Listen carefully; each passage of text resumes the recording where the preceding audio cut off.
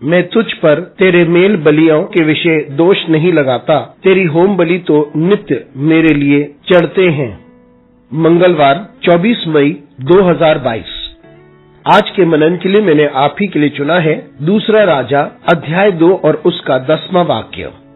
एलिय्याह ने कहा, तूने कठिन बात मांगी है, तो भी यदि तू मुझे उठा लिए जाने के बाद देखने पाए तो तेरे लिए ऐसा ही होगा, नहीं तो ना होगा।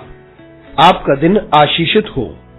जब हम किसी चीज की इच्छा रखते हैं तो केंद्रित रहना अनिवार्य है। आइए इस वाक्य पर मनन करते हैं। आज की सुबह का विषय है केंद्रित रहें।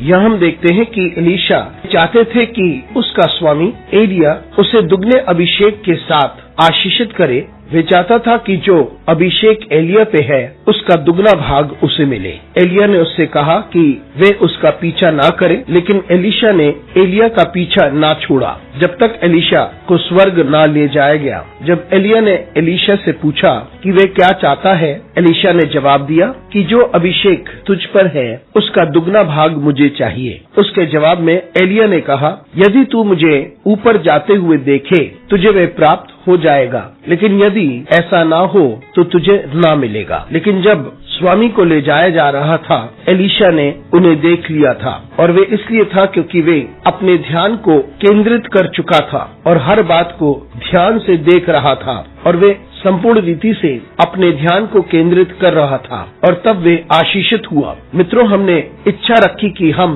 किसी बात को हासिल कर सकें और कुछ चीजों को हम कर सकें, और यहाँ हमारे समझ में आता है कि एलिय्याह ने अपने चेले एलीशा से कहा कि तूने एक कठिन बात मांगी है और शायद ये असंभव है, लेकिन फिर उसने कहा, यदि तू मुझे जाते हुए देखे, जिसका अर्थ है यदि तू इस बात पे अपने ध्यान को केंद्रित करे, यदि तू सचमुच चाहता है और यदि तेरा पूरा ध्यान इस बात पर है, अवश्य तू आशीषित होगा। मित्रों, ये बात जानना जरूरी है कि यदि हम महान चीजों की अभिलाषा रखते हैं, यदि हम कुछ हासिल करना चाहते हैं, तो केंद्रित रहना अनिवार्य है। कौन सी चुनौतियों का सामना में करना है? एलीशा को नहीं पता था किस समय एलिय्याह उठा लिया जाएगा।